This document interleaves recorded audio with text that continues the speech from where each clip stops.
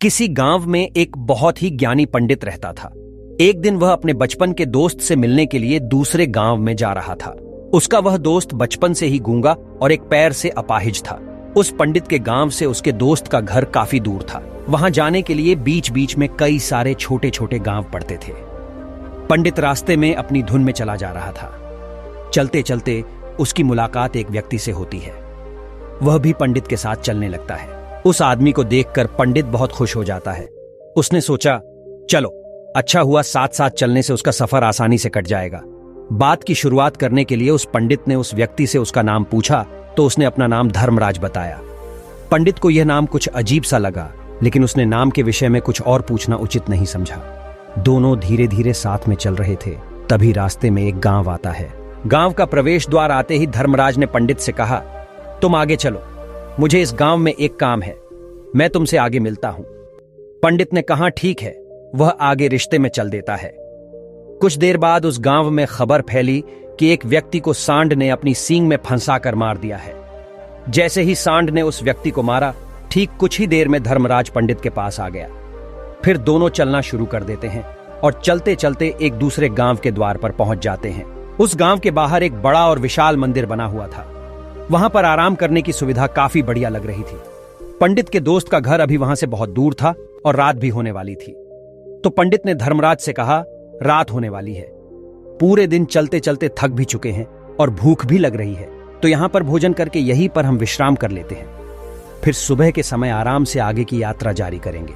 धर्मराज ने कहा, ठीक है, मुझे इस गांव में किसी को कुछ जरूरी सामान देने जाना है, तुम भोजन करके आराम करो, मैं बाद में आकर भोजन कर लूंगा। इतना कहकर वह वहां से चला जाता है। लेकिन उसके जाते ही कुछ ही देर बाद धुआं उठता हुआ दिखाई देता है और देखते ही देखते पूरे गांव में आग लग जाती है। पंडित ने हैरानी से सोचा कि यह धर्मराज जहां भी जाता है वहां कोई ना कोई अनहोनी जरूर हो जाती है, कुछ तो गड़बड़ है इस व्यक्ति में। लेकिन पंडित ने रात्रि में धर्मराज से कुछ भी पूछना उचित नहीं समझा। सुबह होते ही दोनों फिर से अपनी यात्रा शुरू कर देते हैं। कुछ देर चलने के बाद रास्ते में फिर से एक गांव आता है। धर्मराज ने फिर पंडित से कहा, आप आगे चलिए, मुझे इस गांव में अपने मित्र से मिलने जाना है, मैं अपने दोस्त से मिलने के बाद आगे रास्ते में मिलूंगा। यह कहकर धर्मराज वहां से चला गया। लेकिन पंडित इस बार आगे नहीं गया। वहीं खड़ा होकर धर्मराज को देखता रहा कि वह कहां जा रहा है और क्या करता है। तभी थोड़ी देर बाद लोगों की आवाज सुनाई देने लगी कि एक व्यक्ति को सांप ने काट लिया है और उसकी मृत्यु हो गई है। ठीक उसी समय धर्मराज फिर पंडित के पास पहुंच गया। लेकिन इस बार पंडित से रहा नहीं गया और उसने धर्मराज से पूछ ही लिया कि तुम जिस भी गांव में जाते हो वहां कोई ना कोई अनहोनी जरूर हो जाती है, क्या तुम मुझे बता सकते हो ये ऐसा क्यों हो रहा है? धर्मराज ने कहा, पंडित जी, आप तो मुझे बहुत ज्ञानी मालूम पड़े थे, इसीलिए मैं आपके साथ चलने लगा था, क्योंकि ज्ञानियों का साथ बहुत अच्छा होता है, परंतु आप अभी तक समझ नहीं पाए कि मैं कौन हूं। पंडित ने कहा, मैं समझ गया हूं, लेकिन मुझे कुछ शंका है, अगर आप ही अपना उपयुक्त परिचय दे दे तो मेरे लिए आसानी होगी। तब धर्मराज ने जवाब दिया कि मैं यमदूत हूं और यमराज की आज्ञा से उन लोगों के प्राण हरण करता हूं जिनकी उम्र पूरी हो चुकी है। हालांकि पंडित को पहले से ही इस बात की आशंका थी, फिर भी धर्मराज के मुंह से ये बातें सुनकर वह घबरा गया। लेकिन वह हिम्मत करके पूछता है कि अगर तुम सच में यमदूत हो तो मुझे बताओ, अगले मृत्यु किसकी है? धर्मराज ने जवाब दिया, अगली मृत्यु तुम्हारे उसी मित्र की है जिससे तुम मिलने जा रहे हो, और उसकी मृत्यु का कारण भी तुम ही बनोगे। ये बात सुनकर पंडित सहम गया और सोच में पड़ गया कि अगर सच में यह धर्मराज यमदूत हुआ तो उसकी बात भी सच होगी और उसके कारण मेरे बचपन के सबसे अच्छे मित्र की मृत्यु हो जाएगी। तो सबसे अच्छा तो यही होगा कि मैं अपने मित्र से मिलने ही ना जाऊं, कम से कम मैं उसकी मृत्यु का कारण तो नहीं बनूंगा। धर्मराज ने मुस्कुराते हुए कहा, तुम जो सोच रहे हो वो सब मुझे पता है, मगर तुम्हारे अपने मित्र से मिलने ना जाने से नियति नहीं बदल जाएगी। तुम्हारे मित्र की मृत्यु तो निश्चित है और वह अगले कुछ ही पलों में घटित होने वाली है। महाकाल के मुंह से ऐसी बातें सुनकर पंडित को झटका लगा, क्योंकि महाकाल ने पंडित के मन की बातें पढ़ ली थीं, जो कि एक सामान्य व्यक्ति के लिए संभव नहीं है। अब पंडित को विश्वास हो गया कि यह धर्मराज सचमुच में यमदूत ही है। जब पंडित को यह पूर्ण विश्वास हो गया कि धर्मराज जी यमदूत है तो वह घबरा गया। वह अपने मित्र की मृत्यु का कारण नहीं बनना चाहता था, इसलिए वह पलटकर अपने गांव की तरफ वापस जाने लगा। लेकिन जैसे ही पंडित वापस जाने के लिए मुड़ा, उसने देखा कि उसका मित्र तेजी से उसकी तरफ चला आ रहा है, जो कि पंडित को देखकर अत्यंत प्रसन्न दिखाई पड़ रहा था।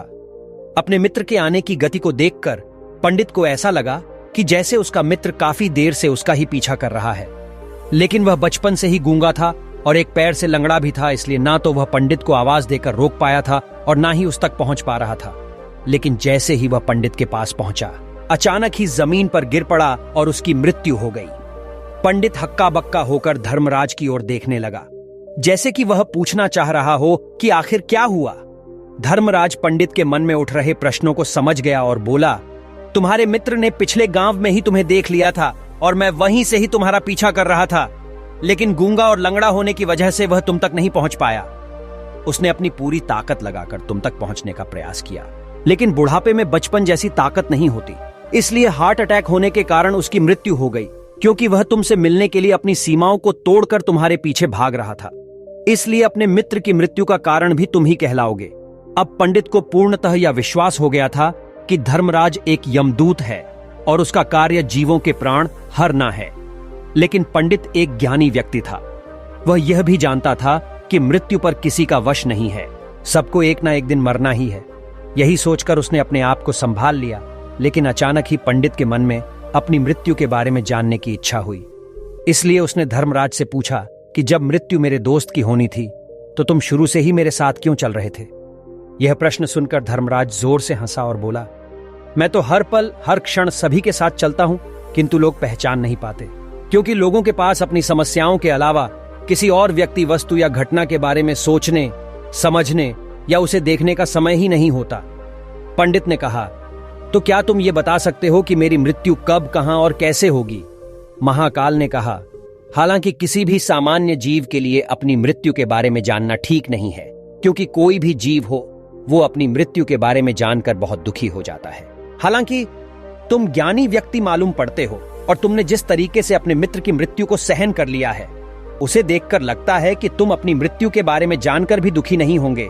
तो तुम्हारी मृत्यु आज से ठीक 6 महीने बाद आज ही के दिन किसी दूसरे राज्य में फांसी लगने से होगी।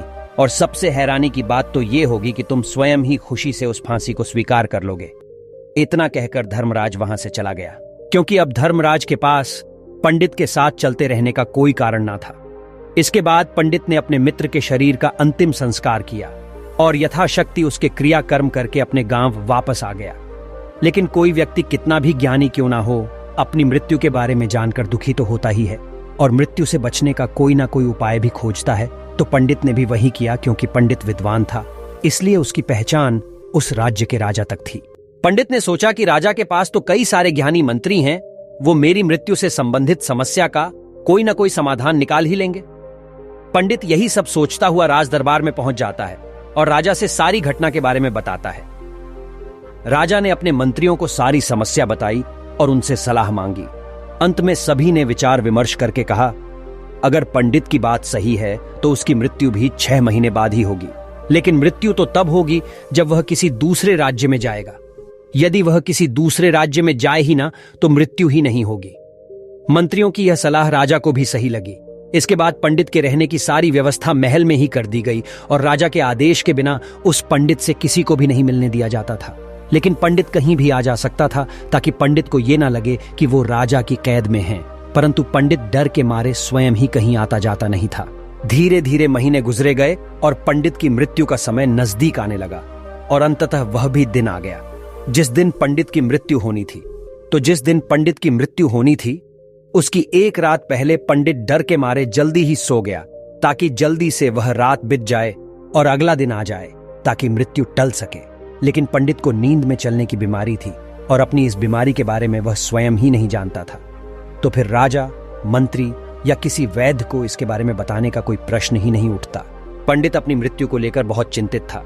वह पिछले कई दिनों से ठीक है, सो भी नहीं पा रहा था। और नींद में चलने की बीमारी भी तभी होती है जब व्यक्ति ठीक से सो नहीं पा रहा हो। तो उस रात भी पंडित को नींद में चलने का दौरा पड़ा। वह उठा और महल से निकलकर अस्तबल में गया, क्योंकि पंडित राजा का खास मेहमान था। इसलिए किसी भी पहरेदार ने उसे नहीं रोका और ना ही किसी तरह की कोई पूछताछ की। अस्तबल में पहुंचकर वह सबसे तेज चलने वाले घोड़े की पीठ पर सवार होकर नींद में ही अपने राज्य की सीमा से बाहर दूसरे पड़ोसी राज्य में चला गया।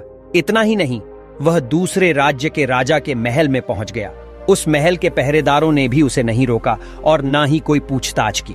सभी लोग रात्रि का अंतिम प्रहार होने के कारण गहरी नींद में थे। वह पंडित सीधे राजा के सैन्य कक्ष में पहुंचा। जहां राजा और रानी सो रहे थे, वह पंडित वहीं जाकर सो गया। सुबह हुई तो राजा ने पंडित को रानी के बगल में सोया हुआ देखा तो है बहुत क्रोधित हो गया। राजा ने पंडित को कैद करने का आदेश दे दिया। पंडित गिरफ्तार हो गया, लेकिन पंडित तो भौचक्का था। उसे तो कुछ समझ नहीं आ रहा था कि आखिर वह दूसरे राज्य में और राजा के सैन्य में कैसे पहुंचा। लेकिन वहां उसकी ये सब सुनने वाला कोई नहीं था। राजा ने पंडित को दरबार में पेश करने का आदेश दिया। कुछ देर बाद उस पंडित को दरबार में लाया गया। पंडित को देखते ही राजा इतना आग बबूला हो गया कि उसे फांसी पर चढ़ा देने का हुक्म सुना दिया। फांसी की सजा सुनकर पंडित कांप गया, लेकिन फिर भी थोड़ी सी हिम्मत जुटाकर राजा से बोला, महाराज, मैं नहीं जानता कि मैं राजमहल तक कैसे पहुंचा। मैं यह भी नहीं जानता हूं कि आपके सैन्य कक्ष तक मैं कैसे आया और आपके महल के किसी पहरेदार या सैनिक ने मुझे रोका क्यों नहीं। लेकिन मैं इतना जरूर जानता हूं कि आज मेरी मृत्यु होनी थी और वो होनी भी जा रही है। राजा को यह बात थोड़ी अजीब लगी। उसने पंडित से पूछा, तुम्हें कैसे पता कि आज तुम्हारी मृत्यु होनी है? राजा के इस प्रश्न के जवाब में पंडित ने पिछले 6 महीने का सारा वाकया राजा को सुना दिया और बोला, महाराज, मेरा क्या किसी भी सामान्य व्यक्ति में इतना साहस नहीं कि वह राजा के सैन्य कक्ष में राजा की उपस्थिति में रानी के साथ सो जाए। राजा को पंडित की बात में थोड़ा तर्क दिखाई पड़ा, परंतु उसने सोचा कि यह मृत्यु से बचने के लिए धर्मराज और उसके द्वारा अपनी मृत्यु की भविष्यवाणी की कहानी बना रहा है। इसलिए राजा ने पंडित से कहा, यदि तुम्हारी बात सत्य है और आज ये तुम्हारी मृत्यु का दिन है, जैसा कि यमदूत धर्मराज ने तुमसे कहा था, तो आज तुम्हारी मृत्यु का कारण मैं नहीं बनूंगा। लेकिन यदि तुम्हारी बात झूठी निकली तो निश्चित ही आज तुम्हारी मृत्यु का दिन होगा, क्योंकि जिस राज्य से पंडित आया था उस राज्य का राजा इस राजा का मित्र था। इसलिए इस राजा ने तुरंत अपने कुछ सैनिकों को पड़ोसी राजा के पास भेजकर पंडित की बात की, सत्यता का प्रमाण मांगा। भेजे गए सैनिक शाम तक लौटे और उन्होंने राजा को बताया कि महाराज पंडित जो कुछ भी कह रहा है वो सब सत्य है। पड़ोसी राज्य के राजा ने पिछले 6 महीने से पंडित के रहने की सारी व्यवस्था अपने ही महल में कर रखी थी। पंडित राजा का खास मेहमान था। कल शाम राजा आखिरी बार पंडित से उसके कक्ष में मिले थे और उसके बाद यह इस राज्य में कैसे पहुंच गया, इसकी जानकारी किसी को भी नहीं है। इसलिए उस राज्य के राजा के अनुसार पंडित को फांसी की सजा देना ठीक नहीं है। लेकिन राजा के सामने एक नई समस्या थी, क्योंकि उसने बिना पूरी बात जाने ही पंडित को फांसी की सजा सुना दी थी। इसलिए अगर पंडित को फांसी नहीं दी जाती तो राजा के वचन का अपमान हो जाएगा, लेकिन अगर राजा की बात का मान रखा जाए तो बेवजह ही एक निर्दोष व्यक्ति की मौत हो जाएगी। राजा ने अपने सभी मंत्रियों से इस बारे में सुझाव मांगा तो मंत्रियों ने राजा को सुझाव दिया कि महाराज पंडित को एक कच्चे सूत के धागे से फांसी लगवा दी जाए। इससे आपके कथन का भी मान रह जाएगा और कच्चे सूत के धागे से पंडित को फांसी भी नहीं लगेगी और उसके प्राण भी बच जाएंगे। राजा को मंत्रियों का यह सुझाव पसंद आया और उसने ऐसा ही करने का आदेश दे दिया। पंडित के लिए कच्चे सूत के धागे से फांसी का फंदा बनाया गया और नियम के अनुसार पंडित को फांसी पर चढ़ाया जाने लगा। सभी लोग बहुत खुश थे कि ना तो पंडित मरेगा और ना ही राजा का वचन खाली जाएगा। पंडित को भी पूर्ण विश्वास था, ये सूत के धागे से तो उसकी मृत्यु हो ही नहीं सकती, इसलिए उसी पर चढ़ने के लिए तैयार हो गया। जैसा कि धर्मराज ने भविष्यवाणी की थी कि तुम खुद ही अपनी फांसी को स्वीकार करोगे। लेकिन जैसे ही पंडित को फांसी दी गई, सूत का धागा तो टूट गया, लेकिन टूटने से पहले उसने अपना काम कर दिया था। पंडित के गले की एक नस सूत के धागे के झटके से कट चुकी थी और पंडित जमीन पर पड़ा तड़प रहा था। उसी पल उसके गले से खून की फुहार निकल रही थी और देखते ही देखते पंडित का शरीर पूरी तरह से शांत हो गया। सभी लोग आश्चर्यचकित थे और पंडित को मरता हुआ देख रहे थे। किसी को विश्वास नहीं हो रहा था कि कच्चे सूत के धागे से भी किसी इंसान की मृत्यु हो सकती है। लेकिन घटना तो घट चुकी थी। नियति ने अपना काम कर दिया था और धर्मराज की भविष्यवाणी सच हो चुकी थी। श्रीमद् भागवत गीता में भगवान श्री कृष्ण ने कहा है, जो होना होता है वो होकर ही रहता है। हम चाहे कितनी ही सावधानी बरतें, कितना ही उपाय कर लें, लेकिन घटना और घटना की पूरी प्रणाली पहले से ही तय होती है, जिसे हम थोड़ा सा भी इधर उधर नहीं कर सकते हैं। दोस्तों, शायद इसीलिए ईश्वर ने हमें भविष्य जानने की क्षमता नहीं दी है, ताकि हम अपने जीवन को ज्यादा बेहतर तरीके से जी सकें। और यही बात उस पंडित पर भी लागू होती है। अगर पंडित ने महाकाल से अपनी मृत्यु के बारे में ना पूछा होता तो 6 महीने तक राजा के महल में कैद रहकर डर डर कर जीने की बजाय ज्यादा बेहतर जीवन जीता।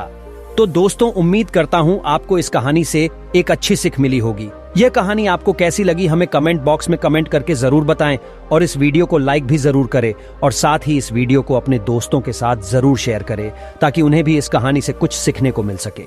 ऐसी ही प्रेरणादायक और बुद्धा स्टोरी सुनने के लिए हमारे चैनल बुद्धा स्टोरीज को सब्सक्राइब करके बेल आइकन को जरूर दबा दें ताकि आने वाली अगली वीडियो की नोटिफिकेशन आपको मिल सके। इस वीडियो में बस इतना ही, मिलते हैं अगली वीडियो में। जब तक अपना ख्याल रखिएगा। धन्यवाद।